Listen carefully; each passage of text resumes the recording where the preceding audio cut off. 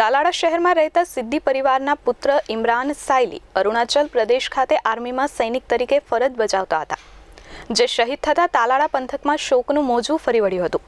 શહીદનો પાર્થિવ દેહ હેલિકોપ્ટર મારફતે તાલાડા લાવવામાં આવ્યો હતો અને શહીદને શ્રદ્ધાંજલિ આપવા આખું તાલાડા શહેર સ્વયંભૂ બંધ રહ્યું હતું।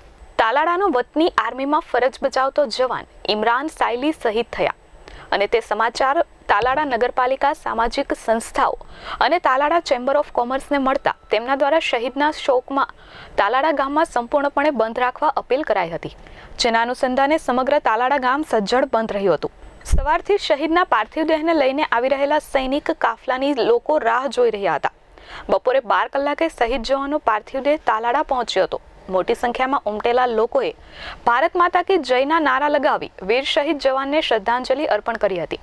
શહીદ જવાનને શ્રદ્ધાંજલિ આપવા તાલાડા મામલતદાર શૈલેષ કાલસરિયા, તાલાડા પીએસઆઈ સહિતના સામાજિક અગ્રણીઓ પણ ઉપસ્થિત રહ્યા હતા। કાળુભાઈ નાસાભાઈ સાયલી। કાળુભાઈ, શું છે આખી વિગત? આપનો પુત્રનું નામ શું હતું? કેટલા વર્ષથી નોકરી કરતા હતા? ઇમરાનભાઈ કાળુભાઈ સાયલી 11 વર્ષથી સર્વિસ આપતા હતા।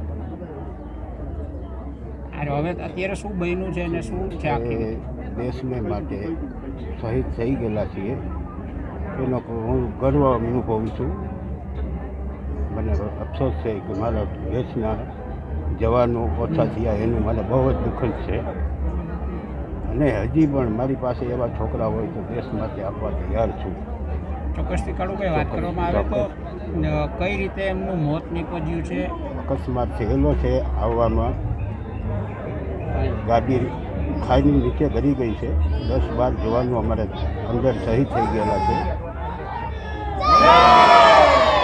અત્યારે શું વિધિ કરવાની? અત્યારે એનું શોક સન્માન ગોઠવેલું છે, પછી દફન વિધિ કરી આપશે। તાલાડા ગામે પણ આખું સન્માન આપ્યું? સન્માન બહુ મને ધન્ય છે છોકરાઓને। મારે બહુ જ મારા માટે અને મારા જવાન માટે બહુ લાગણી આપી। બધું સંપૂર્ણ બંધ રહ્યું છે ગામે, બહુ સહકાર આપેલો છે। આ શ્રદ્ધાંજલિ સ્વયંભૂ શ્રદ્ધાંજલિ છે। અમારા ગામની અંદર આ પહેલી વખત શહીદી ઓરવી છે। એ શહીદી બહુ દુઃખદ ઘટના છે, પણ અમારા ગામનો યુવાન આજે આ કામે લાગ્યો છે એનાથી બધા હર્ષ અને ઉમંગથી સંપૂર્ણ સાચા દિલથી એને શ્રદ્ધાંજલિ અર્પણ કરવા માટે ગામના સમસ્ત લોકો, તમામ સમાજના લોકો, તમામ સેવાકીય મંડળો, વેપારી મંડળ અને તમામ લોકોએ સ્વયંભૂ ગામ બંધ પાડી અને એક સાચા અર્થમાં શ્રદ્ધાંજલિ અર્પણ કરી છે। પહેલાં દેશ માટે શહીદ થયો બાદશાહનો આદિવાસીનો છોકરો, બહુ ગૌરવ છે સમાજ માટે, ગૌરવ ક્ષેત્ર માટે પૂરું એનું સમાજ અનુદાન દીધું સિદ્દી સમાજે। આ પહેલો રેકોર્ડ છે તો ગુજરાતમાં પહેલો આદિવાસીના છોકરાએ બલિદાન દીધું સિદ્દી સમાજનું। એના માવતરને અસકો તો લાગ્યો છે, પણ બહુ દેશ માટે એને દીધું, બહુ સારામાં સારું કહેવાય આદિવાસીઓ માટે, બરાબર। તાલાડાની માલિકો વેપારીઓ પણ સહકાર દીધો છે।